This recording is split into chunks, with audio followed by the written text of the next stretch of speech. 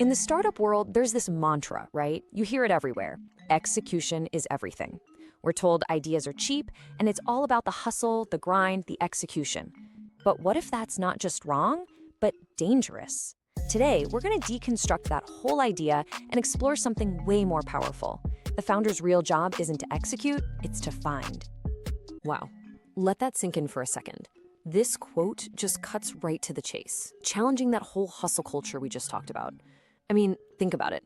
If execution is something you can hire someone for or even automate, where's the real value being created? The argument here is that the lasting value, the real breakthrough, comes from finding a fundamental truth. And that's a skill you just can't outsource. Let's dig into what that actually means. All right, first up, we have to tackle what's being called the execution fallacy. This is that super common, almost invisible belief that the quality of your building, your execution, is what matters most. And this is the core of it, the founder fallacy. It's this myth that leads so many people who call themselves founders to actually just be really good executors. They become managers of the status quo, not pioneers of the new. This comparison really lays it all out. The executor, they take something that already exists, like a CRM, and they just try to make it a little bit better, a little more efficient. They're building a factory, trying to minimize any surprises or variance. But the founder? Totally different game. They are all about maximizing learning. They're not trying to build a better factory. They're out there searching for a new truth that makes all the old factories totally obsolete. And that brings us to this really critical distinction, between starting a company and founding one. Starting, that's an operational task. It's about building a machine. But founding, in this view, it's an act of discovery. It's this deep search for an insight that all the big players, the incumbents, have completely missed, probably because they're too busy running their own factories. So you might be wondering, if so many people are caught in this executor mindset, why? How does this happen? Well, a huge reason is something called the analogy trap.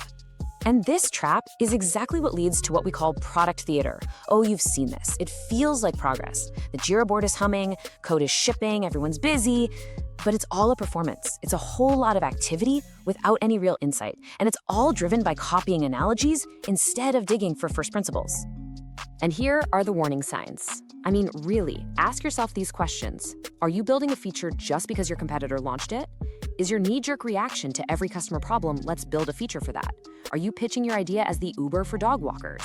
These are all huge red flags that you're caught in the trap, just performing work instead of finding real value.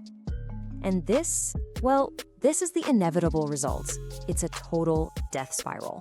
When you compete on analogy, you have zero pricing power. You're forced into an arms race, adding more and more features, which drives your costs up, while at the same time, you have to lower your prices just to stay in the game. It's a predictable and pretty brutal race to the bottom. I mean, this just sums it up perfectly. When you build these Salesforce for startups, you are silently agreeing that Salesforce gets to define the rules of the game. You're basically volunteering to jump into their red ocean. That's a term for a super bloody, crowded market where everyone's just fighting over the same scrap of land. Okay, so that's the trap. It's a big one. But what's the way out? What's the alternative?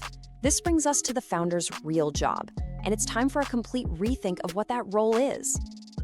The founder is an explorer. Their number one job is not to manage a team or ship code. It is to find that underlying job to be done. That's the real progress a customer is trying to make in their life.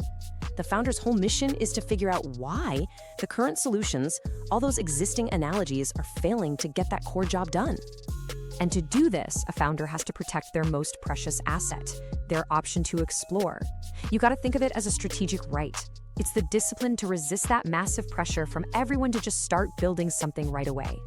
It means you have to pay the cognitive premium.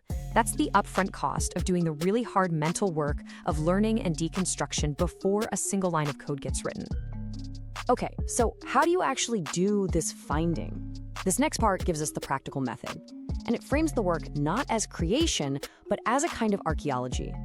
I absolutely love this metaphor. Your job isn't to invent something from scratch. It's to grab your shovel and start digging. You're stripping away all these layers of assumptions and best practices and all the industry nonsense to uncover a simple, powerful truth that's been buried there the whole time. And there are three main layers you have to dig through.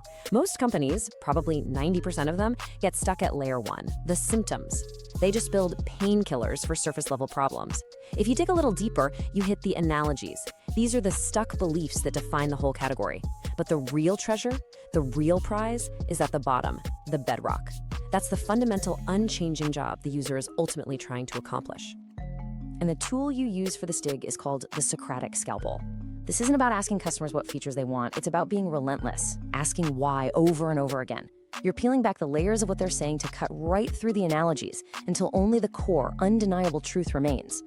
So let's see this in action, okay? A user says, "I need a better dashboard." Now, an executor hears that and immediately starts mocking up new dashboard designs. But a founder picks up that Socratic scalpel and asks, why? Why do you really need a dashboard? What are you actually trying to monitor? What happens if that number goes down? What would have to be true for you to not need this dashboard at all? And boom, there it is, the find. The dashboard itself is a stuck belief. It's an analogy for control. It assumes a human needs to sit there watching and reacting, but the real job is maintaining the integrity of a promise to a customer. So the true innovation isn't a prettier dashboard. It's a system that makes the dashboard totally unnecessary by acting on its own.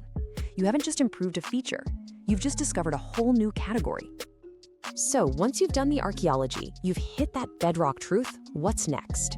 This brings us to the final piece, what it means to build on that solid foundation. You codify it. You take that find and you turn it into a foundational axiom.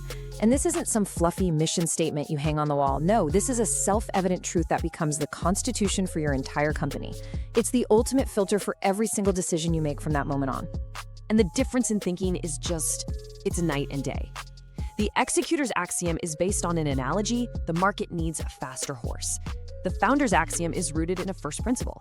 The market needs to move from A to B with zero biological friction. One leads to a slightly better version of the same thing. The other leads to the invention of the automobile. And ultimately, this becomes your most powerful, most durable competitive advantage. I mean, a competitor can copy your features, they can copy your UI, but they can't copy the deep understanding you gain from doing the hard work of finding the bedrock. Your real moat isn't your code. It's the unshakable conviction that comes from knowing the truth. And that leaves us with the ultimate question. It's not about being 10% better. It's about finding a truth so fundamental, so core to the problem, that it makes everything that came before it look like a complicated, inefficient workaround.